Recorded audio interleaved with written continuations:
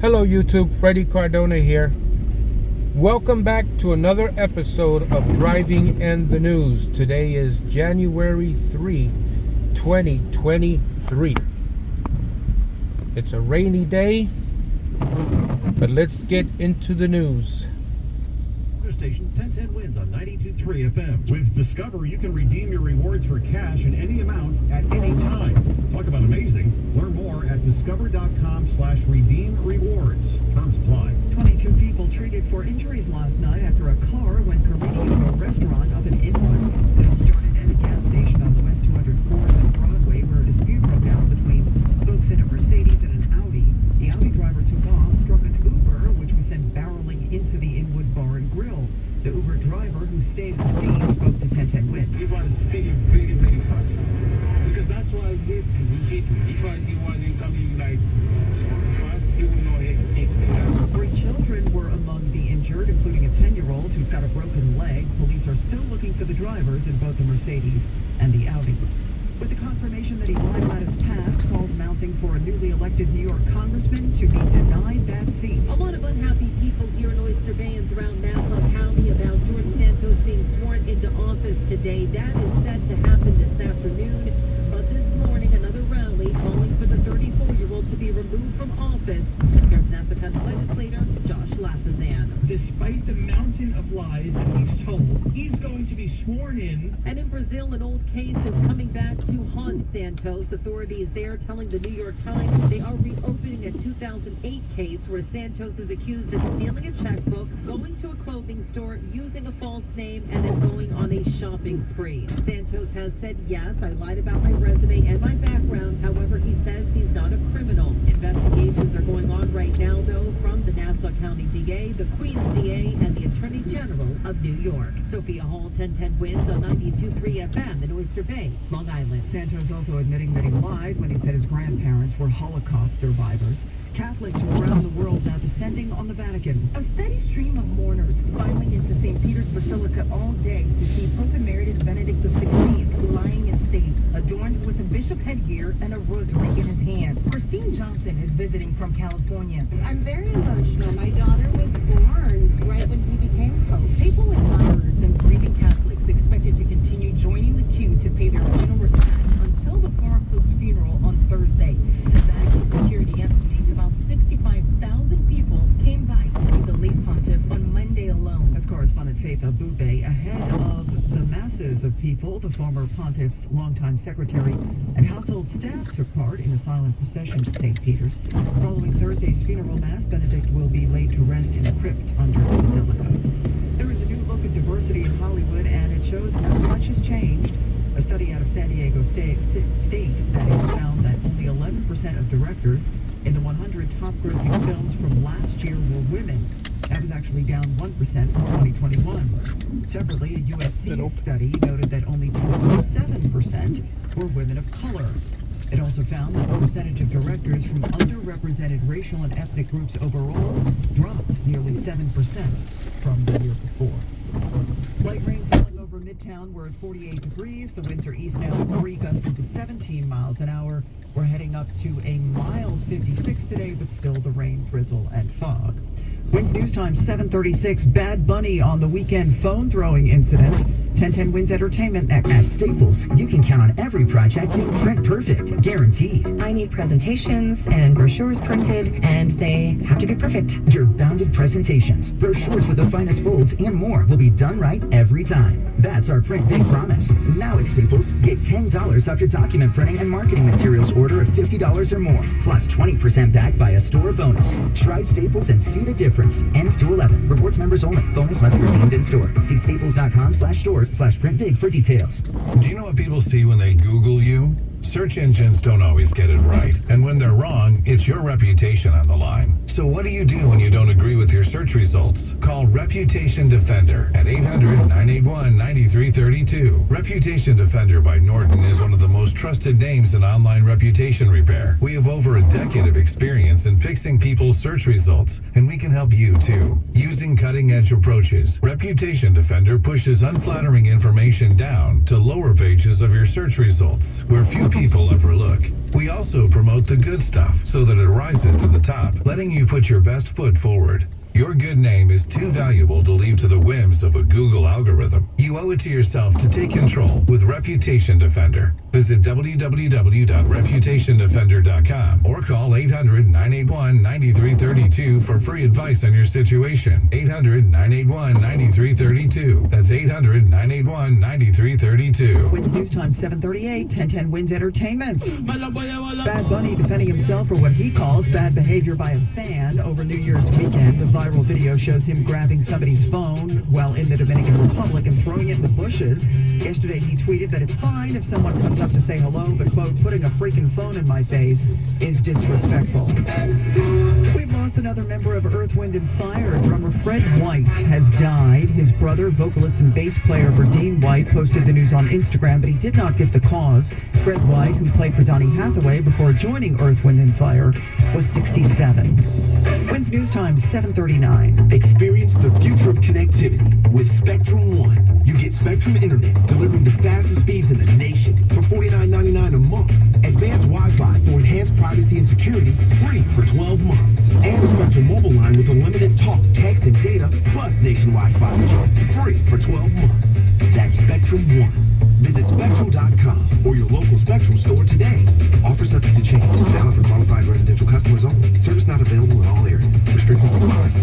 Without the ones like you, who work tirelessly to keep things running, everything would suddenly stop.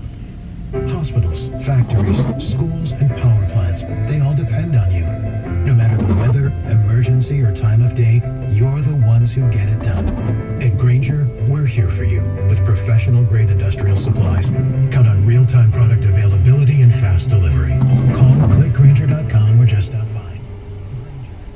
So since we're recording history for posterity, I decided that every now and then if I see an advertisement on a bus, I'll zoom in on it. Because that's part of history too. 10 years from now, we'll look at this and laugh. You give us 22 minutes, we'll give you the world. Good morning, 48 degrees. It is 7:40 on this Tuesday, January 3rd. I'm Susan Richard, and here's what's happening. Buffalo defensive back DeMar Hamlin critical after going into cardiac arrest on the field. Our Mark Renee coming up. We're getting new details about the snow plowing accident that sent actor Jeremy Renner to the hospital. Police investigating a shooting in the Bronx that left a pregnant woman with a bullet in the leg. UFC President Dana White apologizing for slapping his wife. And Frontier Airlines has something perfect for some lucky cat people. We'll explain. In sports, Knicks and Nets both won. 10-10 wins AccuWeather. Mostly cloudy today. Still the rain and drizzle. At a high of 56. Winds News Time 7:41. Let's get traffic and transit. Here's Karen Stewart. Taking a look at Long Island, eastbound Southern State Parkway near exit 25 for Route 106 in Hempstead. We've got an accident. We've got one lane blocked. In the northern suburbs, we've got all lanes blocked both ways on Route 9A into Jackson Avenue in Greenburgh. We've got an accident out there. Rockland County, we've got the Palisades southbound near exit 14 for Willow Grove Road in Haverstraw. Dealing with an accident there, at least one lane is closed. New Jersey, Route 280 eastbound is still not cleared. Into exit 9 for Pleasant Avenue in West Orange. We've got an accident. 2 lanes are blocked, at least there. And we still have that down pole and wires northbound on 1 at Woodbridge Avenue in Edison. We've got the right lane blocked with those. Here's what you need to know about the bridges and tunnels. House 20 to 25 now, inbound at the GW Bridge. The inbound Lincoln and the inbound Holland are still 40 minutes right now. If you're heading into the city today, alternate side of the street parking rules and regulations are in effect citywide. Our next report is 7:51. I'm Karen Stewart, 1010 Wins on 92.3 FM. Buffalo defensive back DeMar Hamlin hospitalized in critical condition following last night's shocker when he suffered a heart attack on the field. Yeah, Susan, a truly frightening scene in Cincinnati just before 9 o'clock last night with about 6 minutes left in the first quarter. Hamlin got up after making a tackle on Bengals receiver T. Higgins, then collapsed. He was immediately tended to, given CPR before and while an ambulance took him to the hospital. And NFL VP of Operations Troy Vincent was in touch with Commissioner Roger Goodell as it all played out before, during, and after the game was eventually postponed. Obviously, he was devastated too. This was an occurrence that we just haven't seen in our time. And the concern was, he just kept asking, what is the latest update? What's the latest update on DeMar? Which came in a tweet from his marketing rep overnight. Hamlin said to have normal vital signs and be sleeping with a breathing tube down his throat. Mark Renee, 1010 Wins Sports on 92.3 FM. 1010 Wins medical expert Dr. Brian McDonough telling us the quick response is key here. The most important thing is the medical team got on the field. They began CPR. They had an AED if necessary. Those types of things are critical because you want to get the heart rate going and reduce the amount of time that oxygen is not getting to the brain to the level that the athlete or any person needs. Well, the debate now on once again over whether football is too dangerous for kids. Scott Haas was watching Monday Night Football. He tells me while there's obvious risk in playing football, it's a great game and it will continue. Yeah, it's a violent sport. They're doing everything they can to prevent stuff like this from happening, but it's just a shame. The players are truly upset. You can feel for all of them on the teams. But you don't think anything should change in terms of, parents taking another look at letting their kids play and all that? That's a tough question. That's, a good debate. I don't think the sport's going to go away, though. Many of the fans who are watching calling this shocking and sickening. Glenn Shuck, 1010 Wins, 92.3 FM in Midtown. Cops still looking for the gunman who shot a pregnant woman in the Bronx. That happened at around 7:40 last night on Grand Concourse near East Fordham Road, where the 35-year-old ended up with a bullet to the calf. It is not clear if she was the target. Anyone with information asked to call 800-577-TIPS. New info on the suspect in the New Year's Eve machete attack near Times Square. Reports say 19-year-old Trevor Bickford yelled Allahu Akbar as he lunged at cops. In a diary found at the scene, he wrote about the Taliban, with the final entry suggesting he expected to die a martyr. And we already know that he had been red flagged by the feds. The FBI interviewed the suspect, determined he wanted to fight for the cause overseas, so he was flagged for international travel. Nothing to stop him from boarding a train to New York and carrying out an attack right here that authorities are increasingly confident was motivated by Islamic extremism. Federal prosecutors are considering terror charges. That's Aaron Katursky. Other charges include assault against police officers. Bickford, who lives in Wells, Maine, remains hospitalized with a gunshot wound to the shoulder. The suspect in the Sunset Park subway shooting is due in court today. 63-year-old Frank James is expected to plead guilty to setting off a smoke bomb last April and then firing. All right, guys, we're at 12 minutes in. So that news story, if you guys remember, right after New Year's Eve celebrations at my sister-in-law's house, I got in a car and put on the news with the idea of putting in, uploading a video of like the news right after New Year's, kind of be like the first news story of 2023. And I thought it was going to be the same stories. And when I found out that police got attacked by a machete at a New Year's Eve celebration. Now, granted, it was not within the secure area, right? It was outside of the secure area, but that's dangerous too because there's a lot of people out there. So any attack out there is still, even though people were safe inside, you still had to walk the streets of New York to get to that safe place. That's what makes this attack, I guess, newsworthy, for lack of a better word. And I was actually shocked because when I put the thumbnail up, and you guys who have been watching this series all along know that most of the news are regular news day to day.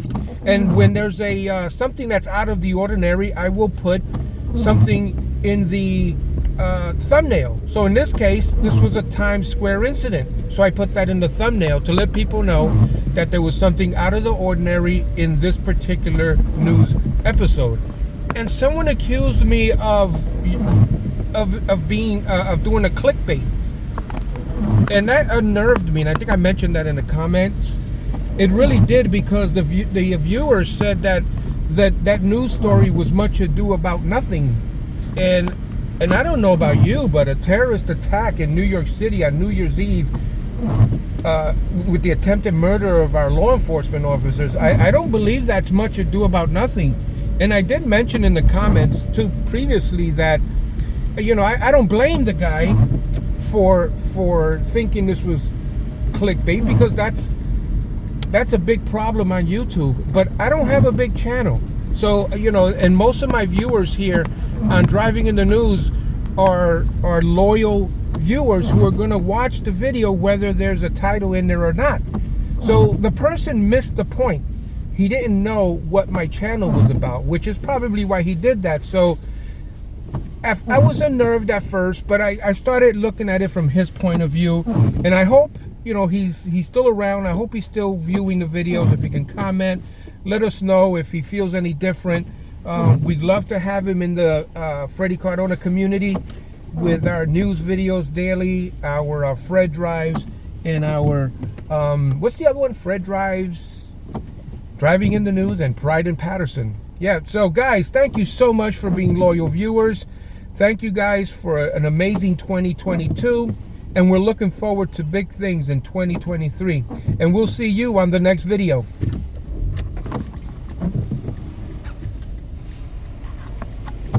Let that big truck go before I turn. All right, guys, take care.